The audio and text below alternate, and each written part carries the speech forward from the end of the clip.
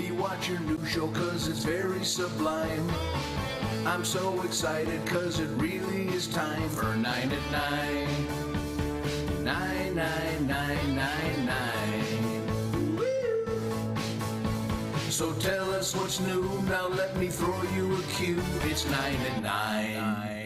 All right, Jansen, you're up first. Yeah, you know, number 9, a flashback to one of the greatest inventions of our modern times, the bedazzler. They can change your wardrobe from dull to daring. Just place the gem stud on the bedazzler platform, then press down to attach to your fabric. Look, it's as easy as using a stapler. In seconds, you've got a dazzling design. Children love the bedazzler too. It's great for gifts, crafts, and costumes. Now with a bedazzler, you can add glittering rhinestones and studs for a fraction of the cost. Transform blouses, belts, jeans, and boots with studs and stones. That is fantastic. You know you have to thank for that? How about William Shakespeare? Yeah, he came up with that name. The word bedazzled was first mentioned in his play, Taming of the Shrew. Pardon, old father, my mistaking eyes, they have been so bedazzled with the sun that everything I look on seemeth green. The word was used to describe what the sun does to your eyesight.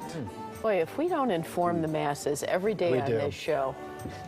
You remember Shakespeare had that really cool jean jacket with the bedazzles on it? Yeah. Right. And all the pictures of it. Yeah, it was very popular. Stratford upon Avon, everyone was wearing it back then.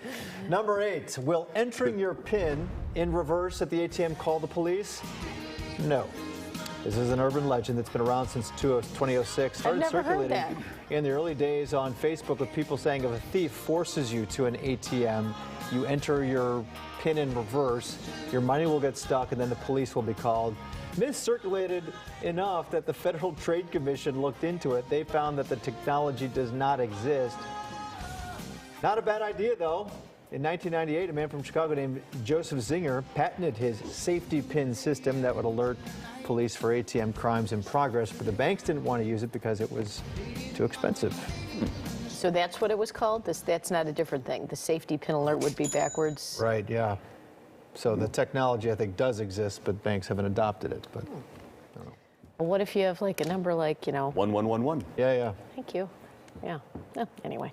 All right, number 7, people are so crazy about Hocus Pocus.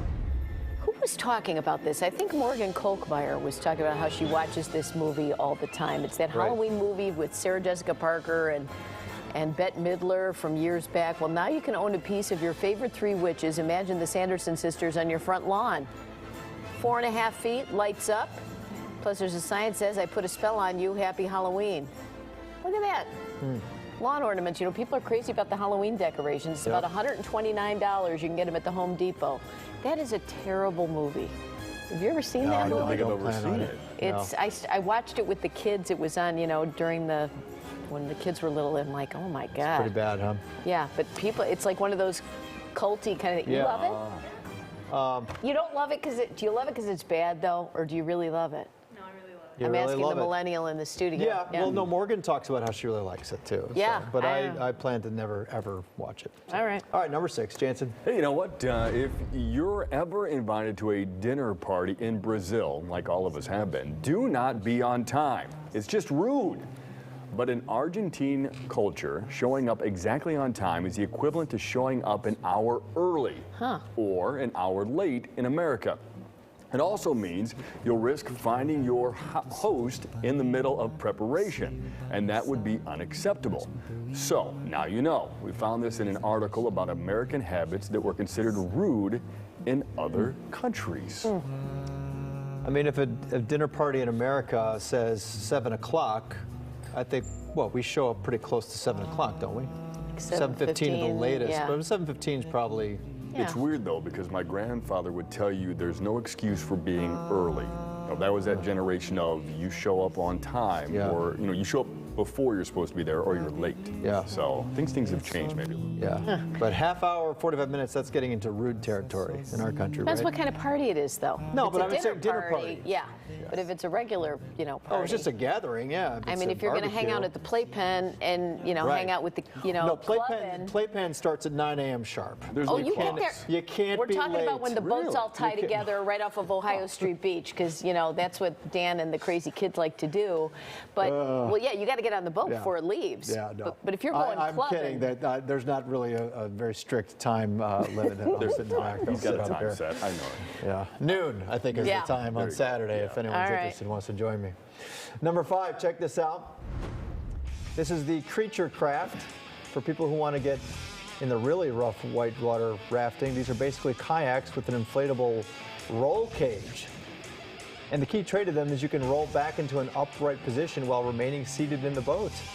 The roll cage also Whoa, helps protect look at crew that. from rocks. The seats have straps. They also have a quick release system in case things go south. Just looking to see if it flips over here. Yeah, let's see this go over the falls. Now, you did the jet ski, Robin. Is this something you would Would you Take a do stab some? at? Would you This is a whitewater little bit rafting? above. No, You wouldn't do that? not No. even in this device? no. I went No. very slow on the jet ski, like in a circle. This company also created some rescue raft boats that can be used to save people from fast waters of a flood. They're fun though. Never. And no. All right, number 4. Talk about a bargain. You can get this 41-room castle in upstate New York, and it's only $100,000. It's a bit of a fixer-upper, meaning you need to fix up quite a bit. Most Yeah. of the property in Elmira, New York, is considered uninhabitable. You would have to gut it all and start over. But if you have a vision, it's truly a deal. 8,000 square feet. Does it have good bones? Is that what they say? I don't know. Lou Manfredini could probably help you get that back up and running in Yeah. a weekend. This little pine sol, is that what he was talking about today? Yeah, a little pine sol, maybe some Elmer's glue, and I think we'll Yeah. be fine. There we go. Upstate New York. You know, maybe number 3, you've said this to your kids when they were young, but choo-choo, here comes the veggie train.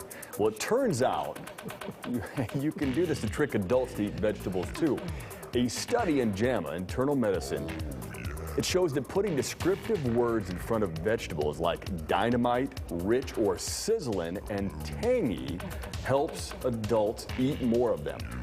They did it at Stanford. Now, the vegetables were labeled in one of 4 ways, like this: corn or reduced sodium corn, or nutritious green zucchini, or indulgent descriptions like slow roasted caramelized zucchini bites. When they used descriptions like that last one, indulgent descriptions, students and adults took larger veggie portions and also ate a lot more of them and enjoyed them more, supposedly. Okay. It's all about the sale, the description. Makes sense. Number 2, one of the great things about modern phones, it makes it easy for people in remote places to take and share pictures of things we never would have seen, like these here, taken by a team about 24 scientists from 7 countries.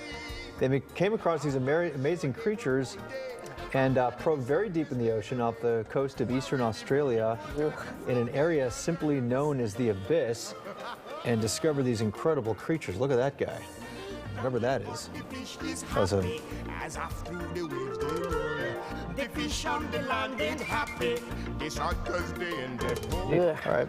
All right, number 1. We all know news promos were much better in the 80s, but in Australia, they really knew how to do it with a song.